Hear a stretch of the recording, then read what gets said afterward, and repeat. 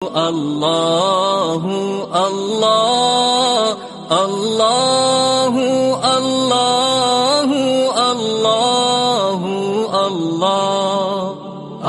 اللہ اللہ اللہ اللہ۔ آج اللہ نے اسلام کو سمجھنا اتنا آسان کر دیا ہے نا، اتنا آسان اسلام کی حقانیت کو سمجھنا جتنا آج آسان ہے شاید اس سے پہلے کبھی بھی نہیں تھا۔ کمپیئر کر لیں آپ جو اسلام کے مقابلے میں تحریکیں ہیں، دعوتیں ہیں، نظریات ہیں، اس کو اور اسلام کو مقابلے میں لا کے رکھیں گے، 2 اور 2 4 کی طرح سمجھ میں آئے گا کہ اسلام کے سوا کوئی دین فطرت نہیں ہے، کوئی برحق مذہب نہیں ہے۔ جب چیزوں کو کمپیئر کیا جاتا ہے نا دوسرے سے، پھر حقیقت کھلتی ہے۔ دیکھو ایک مثال دیتا ہوں میں، آپ کسی کے بارے میں یہ فیصلہ کرنا چاہتے ہیں کہ یہ سخی ہے یا کنجوس، تو کنجوس کی کوئی اسپیسیفک ڈیفینیشن ہے؟ کوئی کسی کتاب میں پڑھی آپ نے؟ کوئی اسپیسیفک ڈیفینیشن نہیں ہے نہ سخی کی۔ اس میں سخاوت، سخی کو پہچانا جاتا ہے کنجوسوں کو دیکھ کے کہ یار اس قوم میں یہ لوگ اتنا خرچ کرتے ہیں لیکن ان میں یہ والا آدمی اس سے ڈبل خرچ کر رہا ہے، تو جب کمپیئر کریں گے تو آپ کو پتہ چلے گا یہ سخی ہے اور یہ کنجوس ہے۔ تو اسلام کی جو تعلیمات ہیں، اسلام کے جو نظریات ہیں، اسلام نے جو دعوے کیے ہیں، ان دعووں کو، ان نظریات کو، ان تھیوریز کو آپ جب کمپیئر کریں گے دوسرے مذہبوں کے ساتھ یا ان لوگوں کے ساتھ جو لا مذہب ہیں، جو مذہب کو سرے سے مانتے ہی نہیں ہے، جب آپ کمپیئر کریں گے نا، آپ بولیں گے بھائی اسلام کے علاوہ ہمارے پاس سیدھے راستے پر چلنے کا، اسلام کے علاوہ کوئی آپشن ہے ہی نہیں، ہے ہی نہیں کوئی آپشن، چھوڑا ہی نہیں اللہ تعالیٰ نے، کسی کو پنپنے ہی نہیں دیا۔ تو پہلے یہ عقیدہ بنائیں کہ ہمیں کسی نے پیدا کیا ہے، وہ پیدا کرنے والا اللہ ہے۔ کیوں؟ اس کی دلیل کہ اس رابطہ بندوں کے ساتھ کس کا ہے؟ اللہ کے علاوہ کسی کا رابطہ ہی نہیں ہے۔ ہم اس اللہ کو مانتے ہیں جس نے آدم علیہ السلام کو بھیجا، جس نے ابراہیم علیہ السلام کو بھیجا، جس نے موسیٰ علیہ السلام کو بھیجا، جس نے پوری سورہ یوسف نازل کر دی اور یوسف علیہ السلام کے واقعات سنائے، جس نے شعیب علیہ السلام کے واقعات سنائے، جس نے صالح علیہ السلام کے، ہود علیہ السلام کے، لوط علیہ السلام کے، اسحاق علیہ السلام کے، پورے کہ میں نے اپنے نمائندے دنیا میں بھیجے ہیں اپنے بندوں کو اپنا پیغام پہنچانے کے لیے۔ ایک نمائندہ نہیں، ہزاروں لاکھوں نمائندے اس نے بھیجے، جن کی ہسٹریاں، جن کی تاریخیں آج محفوظ ہیں، پوری دنیا میں جائیں آپ کو ان کی تاریخیں ملیں گی۔ میں جب ابھی اٹلی سے ہو کر آیا ہوں، عیسائیوں کا ملک ہے لیکن میرے دل میں اسلام کی محبت بڑھ گئی۔ کیوں؟ دیکھو جب آپ ہسٹری پڑھتے ہیں نا تو آپ کو 3 بڑی بڑی حکومتیں دنیا میں نظر آتی ہیں جنہوں نے پوری دنیا میں راج کیا ہے۔ ماضی کی طرف جائیں گے تو آپ کو یہودی ملیں گے، ان کی بہت بڑی خلافت تھی، ہسٹری بھی یہ بتاتی ہے، قرآن بھی یہ بتاتا ہے، انجیل بھی یہ بتاتی ہے، تورات بھی یہ بتاتا ہے، تبھی تو یہودی اسرائیل کے پیچھے لگے ہوئے ہیں نا اسرائیل میں، تاکہ ہمارا ماضی واپس لوٹ آئے۔ بہت بڑے خطے پر کس کی حکومت تھی؟ یہودیوں کی، اس پر سب متفق ہیں، گریٹ امپائر یہودی تھے۔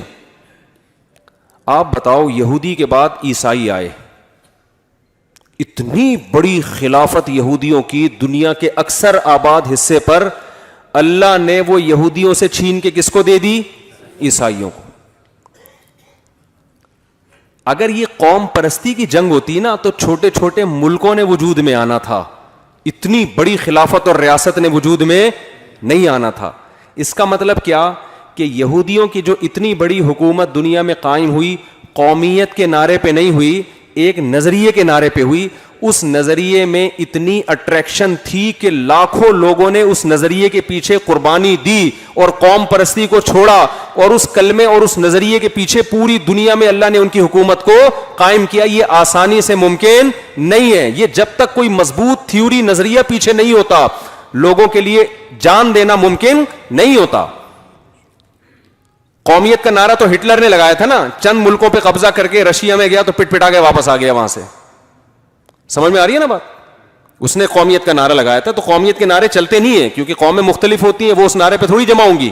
رشین کہیں گے تیری قوم جرمن ہے, ہماری رشین ہے, ہم کیوں تجھے مانے بھائی. تو میں نے جا کے اٹلی میں دیکھا عیسائیوں کی جو ہے نا کتنے بڑے بڑے church, once upon a time کیسا راج تھا ان کا دنیا پہ. جتنی بڑی ہماری مسجدیں ہیں اس سے بڑے بڑے چرچ ان کے. کتنا پیسہ خرچ کیا, کتنی بڑی بڑی حکومتیں, اور کتنی بڑے خطے پر ان کی ریاست. وجہ کیا کہ یہود حضرت موسیٰ علیہ السلام کو مانتے تھے, سچے پیغمبر کے ماننے والے تھے, دین پر چلتے رہے. اللہ نے ان کے ذریعے پوری دنیا میں دین کو نافذ کیا. پھر دنیا میں عیسائیت آئی. عیسائی چونکہ حضرت عیسیٰ علیہ السلام سچے پیغمبر کو مانتے تھے, تھوڑے سے تھے, لیکن اللہ نے یہودیوں سے لڑوا کے ان کو یہودیوں کی گریٹ امپائر, گریٹ حکومت کا خاتمہ کر کے خلافت کس کی قائم کر دی دنیا میں؟ عیسائیوں کی. عیسائیوں کے بعد اسلام آیا. اسلام جب آیا مکہ میں ایک یتیم پیغمبر صلی اللہ علیہ وسلم جو نہ لکھنا جانتے نہ پڑھنا جانتے, کوئی یونیورسٹی نہیں مکہ میں, کوئی دینی کوئی تعلیم کا ذریعہ نہیں, لکھنے پڑھنے سے عاری لوگ, اور ادھر روم جو تھے ان کی اتنی بڑی خلافت تھی, وہ لکھنا بھی جانتے تھے, پڑھنا بھی جانتے تھے, مذہب کو فالو کرتے تھے. لیکن اللہ نے آخری نبی صلی اللہ علیہ وسلم کو بھیجا مکہ میں جہاں پانی نہیں ہے. ان کو قرآن ان پہ نازل ہوا, اور عرب کے وہ بدو جن پہ کوئی حکومت کرنا پسند نہیں کرتا کہ ان میں مینجمنٹ کے علاوہ سب کچھ ہے, ان کو جوڑا نہیں جا سکتا, جس کو قرآن نے بیان کیا لو انفقت ما فی الارض جمیعا, اے محمد صلی اللہ علیہ وسلم اگر پوری دنیا کی دولت بھی آپ ان پہ خرچ کر دیتے, ان کے دلوں کو آپ جوڑ نہیں سکتے تھے. ولکن اللہ الف بینہم, اللہ نے ان کے دلوں کو اس کلمے کی برکت سے جوڑ دیا ہے. تو کتنی زبردست قربانیاں انہوں نے دی ہیں, اور قوم پرستی کا کیسا خاتمہ کیا ہے. ہمارے نبی صلی اللہ علیہ وسلم کی جنگ سب سے پہلے عرب کے خلاف ہوئی ہے, حالانکہ آپ عربی تھے. غزوہ بدر ہوئی ہے نا پہلے, ادھر بھی عرب ادھر بھی عرب, اور پھر عرب میں آپ صلی اللہ علیہ وسلم کی جنگ قریشیوں کے خلاف ہوئی ہے جو آپ کا خاص قبیلہ تھا. پھر قریشیوں میں بنو ہاشم کے خلاف ہوئی ہے جو اس قبیلے در قبیلہ جو آپ کا خاص قبیلہ ہے. آپ اپنے چچا پھوپھی زاد بھائیوں سے آپ کی سب سے پہلے جنگ ہوئی ہے. اس میں اسلام نے اس کانسیپٹ کا جو ہے نا جڑ سے اکھاڑ دیا کہ قوم پرستی کی اسلام میں جنگ کا تصور نہیں ہے. زمین پہ حکومت ہوگی, لڑائی ہوگی, ایک نظریے کے پیچھے. وہ نظریہ کیا ہے؟ ہم خدا کو, اس کے پیغمبروں کو ماننے والے ہیں, اور دنیا میں اللہ کے احکامات کو ہم اپنے اوپر بھی نافذ کریں گے, دنیا میں بھی نافذ کریں گے. اس نظریے میں اتنی پاور, اتنی طاقت, خدا کی قسم کسی معاذ اللہ نقل کفر کسی جھوٹے نبی کو فالو کرنے والے اتنی بڑی قربانیاں نہیں دے سکتے. تھوڑے عرصے میں, انگریز لکھتے ہیں یہ بات کہ دنیا حیران ہے کہ اتنے تھوڑے سے عرصے میں, حضرت عمر کا جب دور حکومت آیا ہے 22 لاکھ مربع میل پر مسلمانوں کی حکومت قائم ہو چکی تھی. کتنے بڑے میں دنیا میں جہاں بھی گیا ہوں نا, جب ان کی ہسٹری پڑھی ہے پتا چلا یہاں صحابہ کرام آ چکے تھے.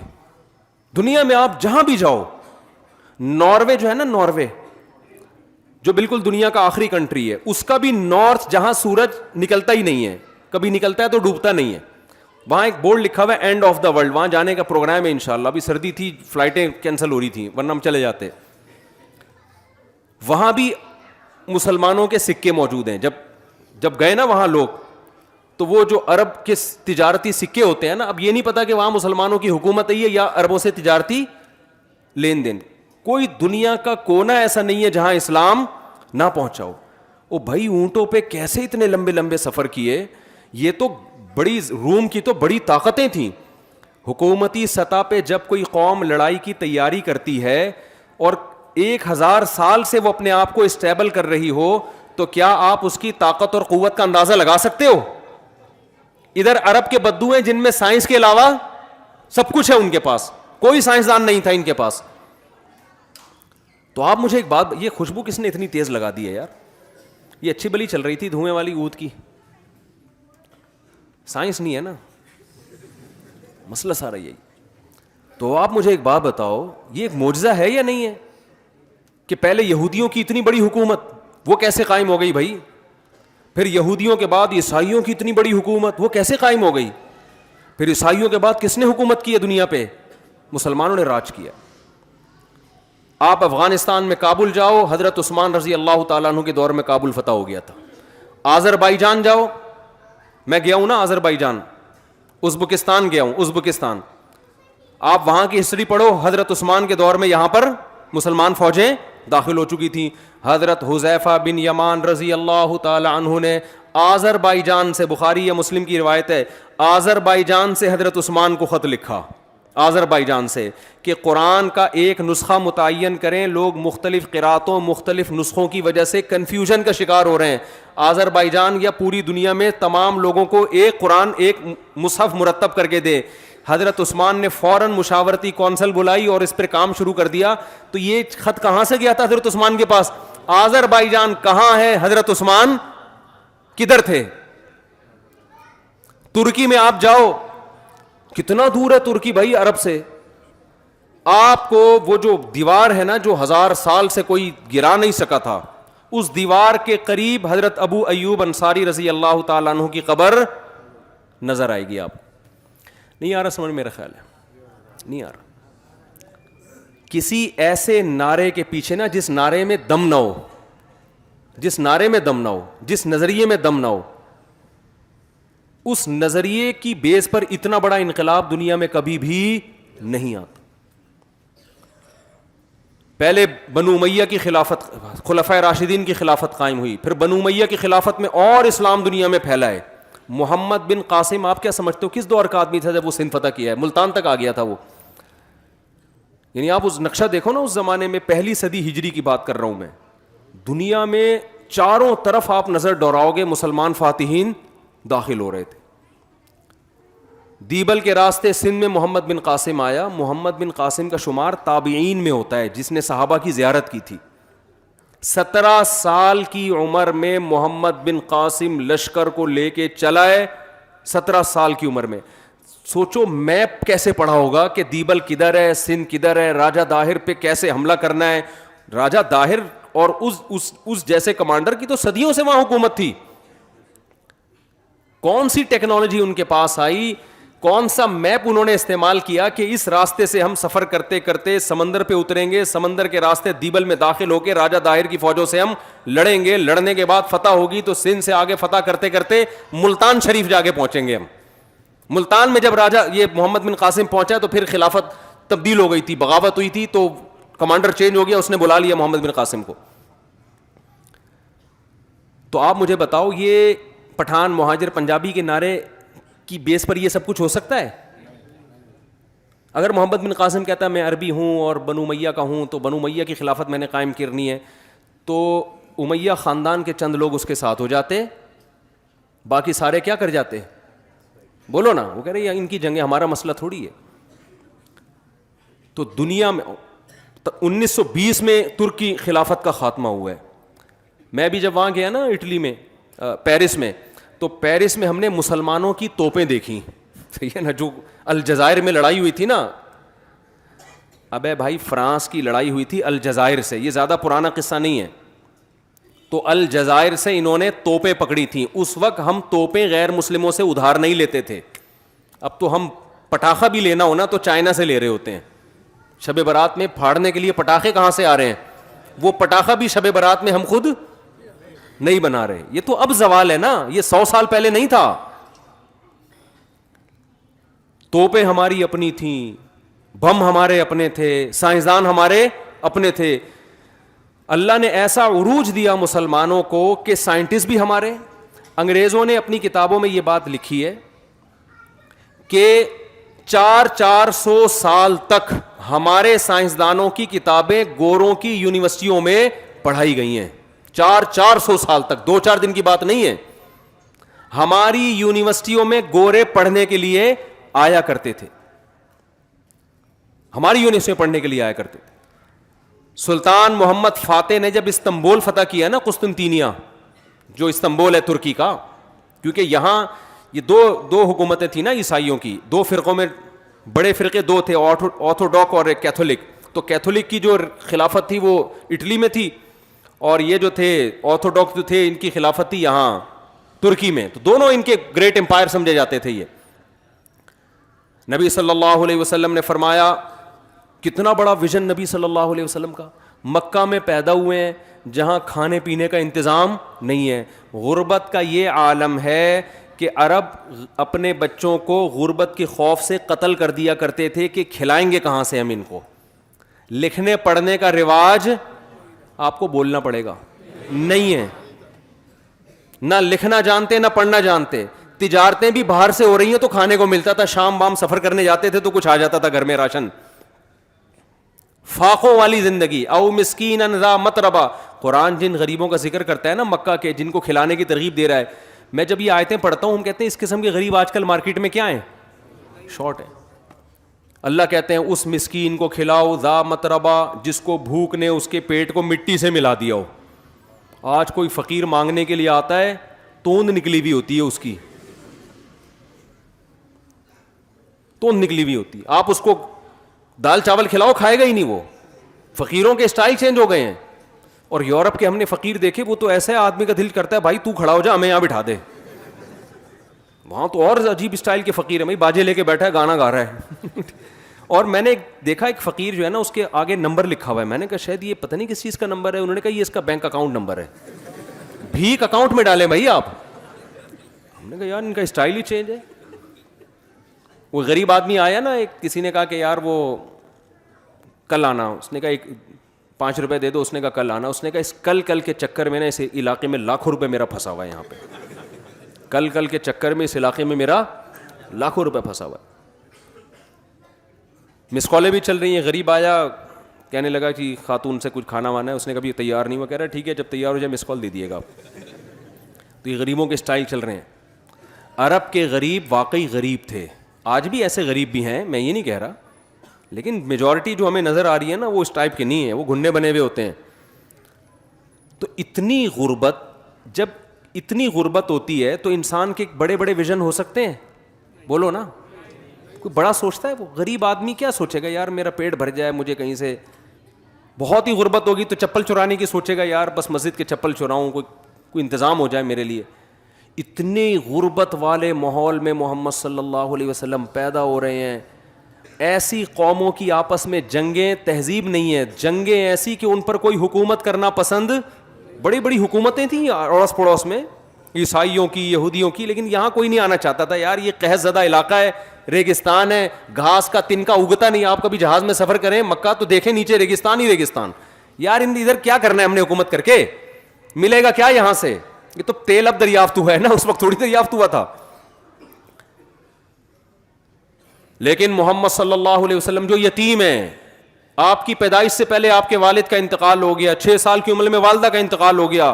ویژن کیا ہے, ویژن آپ خوشخبری سنا رہے ہیں کہ میری امت کا وہ گروہ جو استنبول پہ حملہ کرے گا, نعم الجیش جیش یغزو القسطنطینیہ, کیا بہترین لشکر ہوگا جو قسطنطینیہ فتح کرے گا.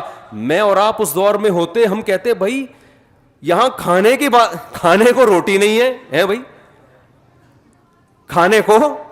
جیسے وہ ایک عورت نے اپنے میاں سے بولا کہ میں نے سوچا ہے کہ ہم سوئٹزرلینڈ چلتے ہیں گھومنے پھرنے کے لیے, تو آپ بتائیے خرچہ کتنا ہوگا. اس نے کہا کچھ بھی خرچہ نہیں ہوگا. اس نے کہا سوئٹزرلینڈ کا کوئی خرچہ نہیں. کہتا ہے بیگم سوچنے پر کوئی خرچہ نہیں. اگر ایک غریب آدمی کی بیگم یہ بات کرے کہ ہم نے سوئٹزرلینڈ جانا ہے, اور وہ کہے کہ ویژن بڑا ہونا, جیسے موٹیویشن اسپیکر آج کل بتا رہے ہوتے ہیں نا, آپ لوگ سنتے ہوں گے بہت سارے نوجوان موٹیویشنل اسپیکرس کو, بڑی بڑی بات صحیح بھی کرتے ہیں باتیں, بات پھینک بھی رہے ہوتے ہیں لمبی لمبی. ویژن بڑا ہونا چاہیے. ابے کتنا بڑا ویژن کرے گا آدمی, لوگ مذاق اڑائیں گے, دکان پکوڑوں کی باتیں کیا کر رہا ہے. ٹھیک ہے بڑا ویژن ہونا چاہیے, لیکن کتنا بڑا ہونا چاہیے اس کی بھی ایک لمٹ ہونی چاہیے نا. تو اب آپ بتاؤ, آج کوئی اس طرح کا غریب آدمی ہو اور وہ یہ دعویٰ کرے کہ یوں ایسا جس نے جو ہے نا یہ کر دیا, تو آپ کیا کہیں گے, بھائی تو اپنی اوقات دیکھ کے بات کر, تو باتیں کیا کر رہے ہیں. لیکن محمد صلی اللہ علیہ وسلم نے جب فرمایا کہ بہترین لشکر وہ ہے جو قسطنطینیہ پہ, وہ بھائی عیسائیوں کی ایسی ریاست ہے یار جو 1000 سال تک کوئی اس کو فتح نہیں کر سکا. اتنی موٹی دیوار جس پر گاڑیاں چلتی ہیں, چلتی تھیں بھی اب بھی ہیں, اور چاروں طرف انہوں نے اس کا حصار کھینچا ہوا ہے. دنیا میں کوئی اس دیوار کو کراس نہیں کر سکتا. ایسی توپ اب تک ایجاد نہیں ہو جس دیوار میں دراڑ مار دے. کتنا, اور اس وقت تو ایسی توپیں تھی بھی نہیں, لیکن آپ صلی اللہ علیہ وسلم خوشخبری سنا رہے ہیں سب سے بہترین لشکر، نعم الامیر امیرھا، اس کا کمانڈر کتنا اچھا ہوگا جو قسطنطینیہ پہ کو فتح کرے گا. یہ ویژن جو ہے نا، یہ اس کی علامت ہے کہ آپ صلی اللہ علیہ وسلم برحق نبی تھے. جب انسان کا کانسیپٹ مضبوط ہوتا ہے نا، بہت 2 اور 2 4 کی طرح اس کو پتا ہو کہ میں صحیح ہوں، اس پہ یہ باتیں سوٹ کرتی ہیں. جس کو اپنے برحق ہونے کا 100% یقین نہیں ہوتا، وہ ایسی باتیں کر کے قوم میں اپنا مذاق اڑوانا نہیں چاہتا. جب صحابہ نے نبی صلی اللہ علیہ وسلم سے یہ خوشخبری سنی ہے تو اسی وقت سے، نبی کے دنیا سے جانے کے بعد، صحابہ نے تیاریاں شروع کر دیں کہ یہ فضیلت کس کے حصے میں آئے؟ ہمارے حصے میں. اسی وجہ سے حضرت ابو ایوب انصاری رضی اللہ تعالیٰ عنہ ترکی گئے اس لڑائی میں شرکت کے لیے. 90 سال کی عمر میں آپ کا وہاں انتقال ہوا ہے. اتنے بڑھاپے میں جا رہے ہیں جہاد کرنے کے لیے، یہ فضیلت حاصل ہو جائے. سمجھ میں نہیں آ رہی میرا خیال ہے بات. تو آپ ہسٹری اگر اینک لگا کے پڑھیں نا تو آپ کو لگے گا بھائی دنیا میں حکومتیں کس نے کی ہیں؟ آسمانی مذاہب نے. اس کا مطلب ان کا لنک پیغمبروں کے ساتھ تھا، چاہے وہ یہودیت ہو، چاہے وہ عیسائیت ہو، چاہے وہ اسلام ہو. آج بھی دنیا میں میجورٹی کس کی ہے؟ جو آسمانی مذاہب کو مانتے ہیں. تو آپ ان مذاہب کو کالعدم قرار دے دیں کہ ان کی کوئی حقیقت ہی نہیں ہے، یہ سب مذہبی لوگوں کے چورن چٹنیاں ہیں، منجن ہیں. یہ گراؤنڈ ریئلٹی کے کیا ہے؟ خلاف. ایک ایتھیسٹ ہے، اس نے یوٹیوب پہ کلپ بنا کے ڈالا کہ یہ حضرت عیسیٰ علیہ السلام اور موسیٰ علیہ السلام ان نام کی کوئی شخصیات آئی نہیں ہے، یہ تاریخ کا بدترین جھوٹ ہے. سمجھ رہے ہیں نا؟ کہہ رہے ہیں ایسی بنایا ہوا ہے اہل کتاب عیسائیوں اور مسلمانوں نے نا اپنا منجن بیچنے کے لیے. منجن تو میں استعمال کر رہا ہوں، یہ بس انہوں نے ایسی کہانی ہے، کوئی ثبوت تھوڑی ہے ہمارے پاس عیسیٰ علیہ السلام آئے تھے کہ نہیں آئے تھے. ان کو چاہیے ثبوت سائنسدانوں سے، حالانکہ یہ سائنس کا ٹاپک ہے ہی نہیں. ٹھیک ہے نا؟ ہاں، جو ایک سائنس، ہسٹری کی بھی تو سائنس ہوتی ہے نا. وہ کسی تاریخ دان سے پوچھو گے وہ کہے گا یہ کیسے ہو سکتا ہے کہ نہیں آئے تھے. تو میں نے اس سے کہا، میں نے کہا دیکھو، بیان میں نے بات ریکارڈ کروائی کہ یہ جب انسان پاگل ہوتا ہے نا تو کتنا پاگل ہو جاتا ہے. عیسیٰ علیہ الصلوۃ والسلام کے وجود کا انکار کر رہا ہے، کہہ رہی یہ فرضی شخصیات تھیں، کوئی تھے ہی نہیں. یہ کیسے ہو سکتا ہے؟ یہ جس پیغمبر کے دنیا سے جانے کے بعد سے سال شروع کیا گیا ہو، کیلنڈر چلتا آ رہا ہو، یہ کیلنڈر اس بات کی علامت ہے کہ اس پیغمبر کے وجود کا دنیا میں کوئی انکار کر نہیں سکتا. یہ جو کیلنڈر دنیا میں سب سے زیادہ چلا، عیسائی کیلنڈر چلا ہے نا. جب اسلامی حکومت تھی تو اسلامی کیلنڈر چلتا تھا. جب وہ خلافت کا خاتمہ ہوا تو پھر کس کا کیلنڈر غالب آ گیا؟ عیسائیوں کا کیلنڈر. تو ہم جب کہتے ہیں 2022، اس کی ابتدا کہاں سے ہو رہی ہے؟ حضرت عیسیٰ. عیسائی کہتے ہیں وفات سے، ہم کہتے ہیں آسمانوں پہ اٹھائے جانے سے. وہ کیلکولیشن میں غلطی ہوئی ہو نہیں ہوئی ایک الگ ٹاپک ہے. لیکن جس پیغمبر کے اتنی بڑا تاریخی واقعہ ہے، بھائی تھوڑا سا بچوں کو چپ کرا لے تھوڑا سا. تو جس پیغمبر سے ایک منسلک ہے ایک چیز، اسی پیغمبر کے وجود کا انکار کر رہے ہیں. تو پیغمبر دنیا میں آئے تھے جنہوں نے موٹیویٹ کیا، اور پھر اس پیغمبر پر ایمان کیسے لے آئے اتنے سارے لوگ، ان کے لیے گردنیں کٹانے کے لیے تیار کیسے ہو گئے.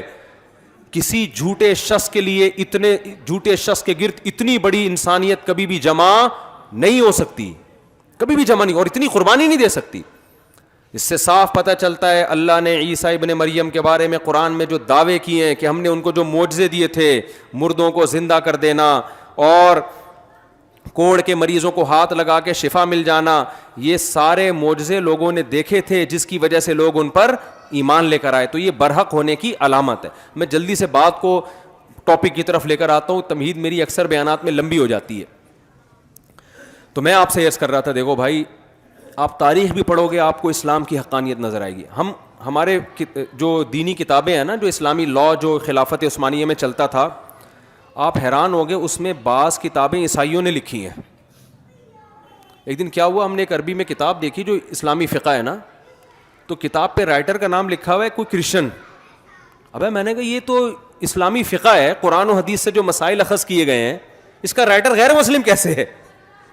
پتہ یہ چلا کہ اسلامی خلافتیں تھیں نا، تو قانون کی تو ضرورت تھی، تو غیر مسلم وکلا بھی، وکیل غیر مسلم بھی ہوتے تھے. جیسے آج ہم انگریزی قانون کی کتابیں لکھتے بھی ہیں، پڑھتے بھی ہیں، حالانکہ ہم تو مسلم ہیں نا، لیکن باپ ہمارا کون بنا ہوا ہے؟ گورا باپ بنا ہوا ہے. تو اس قانون کو پڑھا بھی جا رہا ہے، لکھا بھی جا رہا ہے. تو اس سے پتہ چلتا ہے جب خلافت عثمانیہ تھی تو غیر مسلم یہ کام کر رہے تھے جو ہم کر رہے ہیں آج. یعنی اس عیسائی نے لکھا ہے یہ ابو حنیفہ کا قول ہے اور فتویٰ ابو یوسف کے قول پر ہے. ہمیں حیرانی ہو رہی ہے یار, یہ غیر مسلم لکھ رہا ہے کہ قول ابو حنیفہ کا ہے لیکن فتویٰ کس پر ہے؟ امام ابو یوسف کے قول پر ہے. تو کیسا شاندار ماضی تھا, آج دیکھ کے ایسا لگتا ہے ہم کبھی دنیا میں تھے ہی نہیں. تو میں اب جلدی سے اصل ٹاپک کی طرف آتا ہوں. مجھے ایک بات بتاؤ, خواتین سے گزارش ہے کہ بچوں کو چپ کرا لیں. ویسے بچوں کے شور سے ہمیں ٹینشن نہیں ہوتی, لیکن کوشش چپ کرانے کی کرانی چاہیے. پھر بھی ہوتے نہیں ہیں بچے چپ, برداشت کرنا پڑتا ہے. تو کوشش کر لیں, کیونکہ ہمارے بھی اللہ کا شکر ہے ہول سیل کے حساب سے بچے, ہمیں پتہ ہے بچے کو جتنا چپ کراؤ گے نا وہ اور بولے گا. بچے کو جتنا چپ کرانے کی کوشش کرو گے وہ اتنا ہی بولے گا. تو اب میں آپ کو اصل بات کی طرف آ رہا ہوں. دیکھو قرآن اللہ میاں نے ہمیں دیا ہے. میں آپ سے ایک بات کہتا ہوں, یا تو قرآن کو فالو کر لو یا گورے کو فالو کر لو. گورے کو اس لیے کہہ رہا ہوں کہ گورا کسی آسمانی مذہب کو, آج کا جو گورا ہے وہ کسی آسمانی مذہب کو نہیں مانتا. وہ کہتا ہے کہ ہماری گورنمنٹ ہمیں بتائے گی کہ صحیح کیا ہے اور غلط کیا ہے. گورنمنٹ میں اگر ایک چیز لیگل ہے اس کا مطلب وہ ٹھیک ہے, گورنمنٹ میں اگر انلیگل ہے تو اس کا مطلب کیا ہے, وہ غلط. تو یہی کانسیپٹ ہماری سوسائٹی میں آ گیا ہے. لوگ اس کسی حد تک گورنمنٹ کو تو لفٹ کرا دیتے ہیں. تو دیکھو گورنمنٹ, میں نہیں کہہ رہا آپ گورنمنٹ کے قانون کے خلاف چلیں, لیکن گورنمنٹ سے اوپر کون ہے؟ اللہ ہے. وہ کہہ رہے یہ کائنات میری ہے, یہ زمین میری ہے, تمہیں رزق میں دیتا ہوں, گورنمنٹ نہیں دیتی تمہیں. ہمارے یہاں قانون پاس ہوا نا 18 سال سے پہلے لڑکی کی شادی نہیں ہوگی, اس پہ میں نے بیان کیا, میں نے کہا اس قانون کو مسلمان نہیں مانے گا, کیونکہ خدا نے اجازت دی ہے لڑکی بالغ ہو تو اس کی شادی کر دو. تو یہ کہ پاگل ہیں جو ایک باپ کو ایک اچھا رشتہ بیٹی کے لیے مل رہا ہے وہ اسمبلی میں حکومت سے پوچھے گا؟ کیا ان لوگوں کو فکر ہے ہماری بیٹیوں کی؟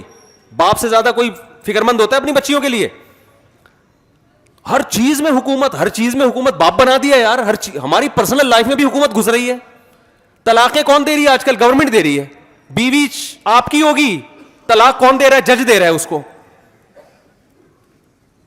یہ ہو رہا ہے کہ نہیں ہو رہا سوسائٹی میں؟ خواتین خلا کے لیے چلی جائیں نا کورٹ میں, فوراً خلا کی ڈگری کورٹ پکڑا دیتی ہے. اب مفتی پریشان ہوتے ہیں یار یہ خلا ہوا ہی نہیں, کیونکہ شوہر کو طلاق کا حق قرآن میں کس کو دیا اللہ تعالیٰ نے؟ شوہر کو حق دیا ہے نا, جج کو تھوڑی حق دیا ہے. اب مفتی کا فتویٰ دارالعلوم کورنگی کا, جامعۃ الرشید کا, بنوری ٹاؤن کا یہ ہوتا ہے یہ عورت ابھی تک کسی شوہر کے نکاح میں باقی ہے. عورت کہہ رہی ہوتی ہے جب ریاست نے مجھے مان لیا کہ میں اس کے نکاح سے نکل گئی ہوں تو میں نکل گئی ہوں. ٹھیک ہے, ریاست آپ کو اس پہ پروٹوکول دے گی, لیکن خدا نہیں چھوڑے گا قیامت کے دن. خدا کہے گا یہ جج کی بیوی نہیں تھی, یہ گورنمنٹ کی بیوی نہیں تھی. اسلام شخصی ملکیت کا قائل ہے. میں نہیں کہہ رہا بیوی مالک ہوتی ہے, شخصی حقوق کا قائل ہے. ریاست کا کام ہے مینجمنٹ. ریاست کو باپ بننے کی اجازت اسلام نے نہیں دی ہے. میں ریاست کا تصور اسلام میں بتاتا ہوں کیا ہے. دیکھو اسلام ریاست کے بارے میں جو آپ کا کانسیپٹ کلیئر کرتا ہے وہ یہ ہے کہ کچھ لوگ اکٹھے رہتے ہیں, ان میں بعض دفعہ کوئی دوسرے پہ ظلم کرتا ہے تو ریاست ظلم کی ڈیفینیشن بیان نہیں کرے گی, وہ اللہ بیان کر چکا ہے. ریاست حیا اور بے حیائی کو ڈیفائن نہیں کرے گی, وہ اللہ پہلے بیان کر چکا ہے. ریاست حقوق کو بیان نہیں کرے گی, وہ اللہ پہلے بیان کر چکا ہے. ریاست کا کام یہ ہے کہ کہیں حق تلفی ہو رہی ہے تو کوئی تو جگہ ہو جہاں لوگ جس پہ ظلم ہو رہا ہے وہ اپیل کر سکے, وہ بتا سکے, اس کے لیے قانون سازی کرتی ہے ریاست. نہیں آ رہی میرا خیال ہے بات سمجھ میں؟ جہاں مینجمنٹ کی ضرورت ہے وہاں مینجمنٹ کا کام کرے گی ریاست. مثال کے طور پر ہر شخص کا حق ہے کہ وہ سفر کرے, پیدل بھی کر سکتا ہے, گاڑی میں بھی کر سکتا ہے. اب سارے گاڑیاں لے کے روڈ پہ آ جائیں تو ٹکرائیں گے نا آپس میں, تو کوئی ایک تو ایسی طاقت ہو جو ان کو آپس میں کیا کرے, مینج کرے. تو وہ طاقت یہ کرے گی جگہ جگہ کھمبوں پہ بتیاں لگا دے گی کہ جب لال بتی جلی ہوئی ہوگی تو اس نے رکنا ہے, گرین بتی پہ تم نے کیا کرنا ہے, چلنا ہے. اور اس قانون کو کا امپلیمنٹ کرے گی, جو نہیں چلے گا اس کو یہ سزا ملے گی, جو چلے گا اس کو یہ ثواب ملے گا. آپ کو میں عجیب بات بتاؤں, جو دنیا میں جتنی سیکولر حکومتیں ہیں نا, ہم تو دیکھ کے بھی آئے ہیں, خدا کی قسم یہ انسانی حقوق کی آزادی کی بات تو کر رہے ہیں، لیکن انہوں نے خدا کی غلامی سے نکال کے انسانوں کو اپنا غلام بنا لیا ہے، اور ایسا غلام بنایا ہے کہ ایسے ہم نہیں ہیں. آپ بتاؤ، جو ملک آپ کی تنخواہ آدھی تنخواہ ٹیکس میں لے رہا ہے، کس بیس پہ لے رہا ہے بھائی تو آدھی تنخواہ ٹیکس میں؟ کہہ رہے میں نے بوڑھوں کو کھلانا ہے. اب بوڑھے کو کھلانا ہے اس کی ذمہ داری تھوڑی ہے. نہیں آئی میرا خیال ہے بات سمجھ میں؟ مثال کے طور پر میں 1 لاکھ روپے کما رہا ہوں، گورنمنٹ 50,000 لے کے فلاں بوڑھے پہ خرچ کر دیتی ہے. یہ اس بوڑھے کے ساتھ تو احسان ہو رہا ہے، میری حق تلفی ہو رہی ہے کہ نہیں ہو رہی؟ لیکن ایسے خوشنما نعرے لیبل لگائے ہوئے کہہ رہے ہیں بوڑھوں کا بہت خیال ہے اس کنٹری میں. ابے اپنے جیب سے تھوڑی خیال کر رہی ہے. وہ معین اختر کا پروگرام جب سے سنا ابے تبے آ گیا زبان پہ. وہ ابے تبے سے ہی بات کر رہے ہیں نا، وہ انور مخصوص سے. ہم کراچی میں کیا کریں؟ وہ لوگ مجھے کہہ رہے ہوتے ہیں کمنٹ میں، صاحب آپ ابے تبے سے ممبر پہ بیٹھ کے بات نہ کیا کریں. آپ کو لوگ مفتی کہتے ہیں، آپ مفتی ہیں، ڈگری ہے آپ کے پاس مفتی کی، آپ پہ یہ زبان سوٹ نہیں کرتی. میں کہوں سوٹ گیا تیل لینے. ہمیں ہماری ذمہ داری ہے بات کو سمجھانا. کراچی کی عوام ابے تبے کے بغیر بات کو نہیں سمجھتی ہے. ایسی ڈگری کا میں نے کیا کرنا ہے کہ میں لیکچر جھاڑ کے چلا جاؤں اور آپ کی کھوپڑی میں بات نہ آئے؟ باپ کتنا ہی پڑھا لکھا ہو، جب بچے کو سمجھائے گا، باپ ہے 22ویں گریڈ کا آفیسر، بچے کو سمجھا رہا ہے ایکچولی پڑھنا چاہیے، ایکچولی دیکھو یوں اٹھنا چاہیے، ایکچولی بچہ پھر بھی گٹکے کھا رہا ہے. تو ایک دن باپ کیا بولا؟ ابے تو انسان کا بچہ ہے، گدھے کا بچہ ہے. اب بچہ کیا کہے گا؟ دیکھیے ڈیڈی یہ آپ کے منصب کے خلاف ہے. دیکھیے آپ 22ویں گریڈ کے ہیں، ایکچولی آپ 20ویں گریڈ کے ہیں، آپ پہ یہ سوٹ نہیں کرتا. وہ کہے گا تو میری اولاد ہے، تجھے انسان کا بچہ بنانا میری ذمہ داری. تو میں نالج شیئر کرنے کے لیے آپ کے پاس نہیں آتا. نالج آپ کو کتابوں میں بھی مل جائے گی، یوٹیوب پہ بھی مل جائے گی. ہم تو موٹیویشن کے لیے آتے ہیں. چلانا ہے، ہم نے چلانا ہے، صحیح ہے نا؟ تو چلانے کے لیے ابے تبے کے بغیر آج ہم نہیں سمجھے تھے تو آپ کہاں سے سمجھیں گے؟ ہمارے ابا نے بھی تو ہمیں انٹروں سے مارا ہے، ڈنڈوں سے مارا ہے، تب تھوڑا بہت سمجھ میں آیا ہمیں. مجھے یاد ہے یہ تو ہم کیا کرتے تھے، ابا ہمیں محبت سے سمجھاتے تھے کہ دیکھو بیٹا اسکول جاؤ، پڑھو، یہ کرو، ٹائم ویسٹ نہ کرو. مجھے یاد ہے ہمارے گلی محلے کے لونڈے لپاڑے آتے تھے نا، وہ ٹائر نہیں ہوتا سائیکل کا، اب تو ویڈیو گیم آ گئے، بچوں نے ایکٹیویٹیز ہی چھوڑ دی ہیں. وہ سائیکل کا ٹائر لے کے ایک راڈ لی، اس کو آگے سے کرو کیا، وہ ٹائر یوں لے کے چلا رہے ہیں پوری گلی میں. وہ اس کا مزہ ہی الگ تھا یار. جب کتاب کھول کے بیٹھتے تو فزکس، کیمسٹری، میتھ وہ اتنا مشکل لگ رہا ہوتا تھا، جب باہر نکلو تو ٹائر لے کے اس میں مزہ ہی الگ ہے یار. اس کا مارم پیٹی کھیلتے تھے، اس کا اپنا مزہ آ رہا ہے، بھاگم دوڑی اور یہ پتہ نہیں کیا کیا کھیل رہے. میں یہ کہہ رہا تھا کہ دیکھو وہ تو ابھی تو ہے، لیکن یہ آدھی تنخواہیں ٹیکس میں لے کے آپ بوڑھے کو کھلا رہے ہو. ٹھیک ہے بوڑھے کو کھلانا اچھا ہے، اس کمبخت کو بولو نا یہ خود کھلائے اپنے باپ کو. نہیں آ رہی میرا خیال ہے بات سمجھ میں؟ تاکہ باپ اور بیٹے کے درمیان ریلیشن قائم ہو نا. قانون اسلام نے یہ نہیں کہا کہ آپ آدھی تنخواہ ٹیکس میں لے کے اولڈ ہاؤس بنا کے بوڑھوں کو کھلائیں. اسلام اس کے برعکس ہے. اسلام کہتا ہے وَلَا تَقُلْ لَهُمَا اُفٍّ. جس بوڑھے کا بچہ ہے نا اس بچے کی ذمہ داری ہے بوڑھے باپ کو سنبھالنا. ریاست کی ذمہ داری نہیں ہے، اولاد کی ذمہ داری ہے. ریاست کا کام یہ کہ جو اولاد اپنے باپ کے ساتھ اچھا سلوک نہیں کر رہی، ریاست ٹریس کر کے اس کو سزا دے گی. ریاست اگر پھر بھی وہ نہیں مانتا، ریاست اس کی سیلری میں سے کاٹ کے پھر ابا کو کھلانا شروع کر دے گی، تاکہ پتہ چلے کہ اس کی تنخواہ اس کے باپ کی جیب میں جا رہی ہے. نہیں آ رہی میرا حال بات سمجھ میں؟ آپ جب گورے کو دیکھا کریں نا تو ہمارے چشمے کے ساتھ دیکھا کریں، پھر آپ کو پتہ چلے گا. آپ دیکھتے ہیں اپنے اینک کے ساتھ، سمجھ میں نہیں آتا، وہ ساری کہانی الٹی ہوتی ہے. مینجمنٹ کا فائدہ اٹھایا جا رہا ہے.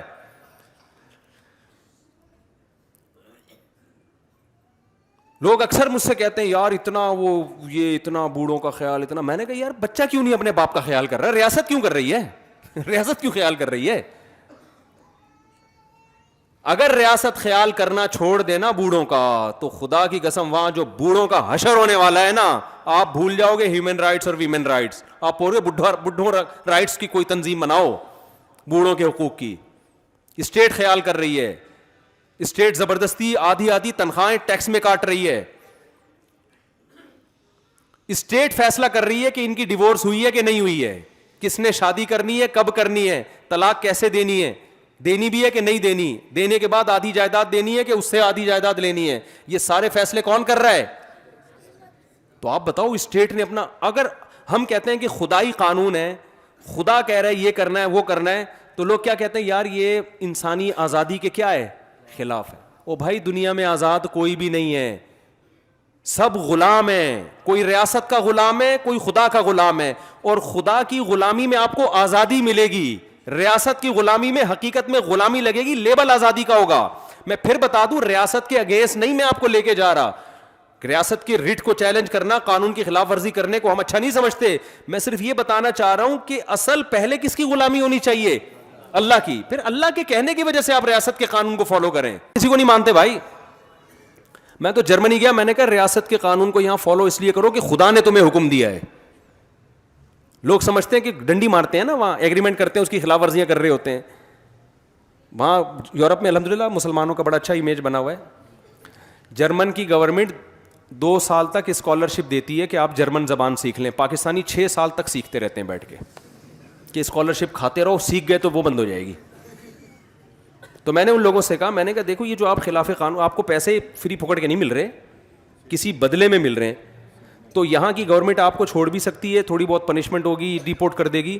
آخرت والی گورنمنٹ آپ کو نہیں چھوڑے گی بھائی.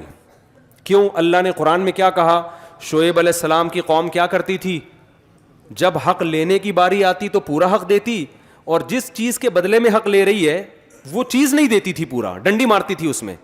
میں نے کہا یہ ناپ تول میں کمی والا کام کون کر رہا ہے, آپ کر رہے ہو. یہ صرف آلو پیاز ٹماٹر کے بارے میں تھوڑی ہے یہ آیتیں. اللہ نے شعیب علیہ السلام کی پوری قوم کو تباہ و برباد کر دی. اللہ کو یہ اتنا غضب آتا ہے کہ آپ کسی ریاست میں رہ کے ایگریمنٹ کر کے اس سے بینیفٹ حاصل کر رہے ہو اور اس کو اس کا حق نہ دے رہے ہو, جھوٹ بول کے پیسے لے رہے ہو آپ اس سے.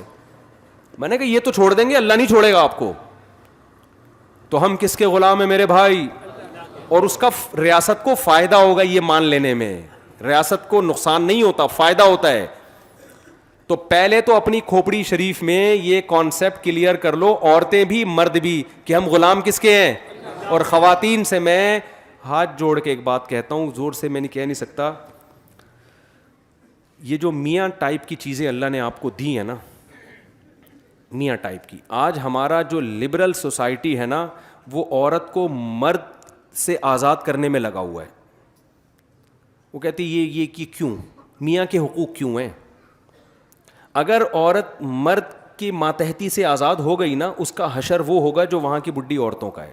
میں بار بار ایک جملہ آج کل ریپیٹ کر رہا ہوں, گوری عورتیں شادی نہیں کرتی کہ شوہر کی ٹینشن پالنی پڑے گی, حالانکہ وہاں شوہر کے وہ حقوق نہیں ہیں جو اسلام میں ہے. وہاں تو کوئی حقوق ہی نہیں ہے نا, وہ کہیں گے جو مرضی کرنا ہے. اور شوہر پہ بھی وہ حقوق عورت کے نہیں ہیں جو اسلام نے دیے. اسلام نے تو پوری پابندی شوہر پہ ڈال دی نا, کہ گیس بجلی کا بل کون دے گا بھائی, شوہر دے گا. اور عورت کو یہ کہا کہ تم اس کی اطاعت کرنا ہے تم نے.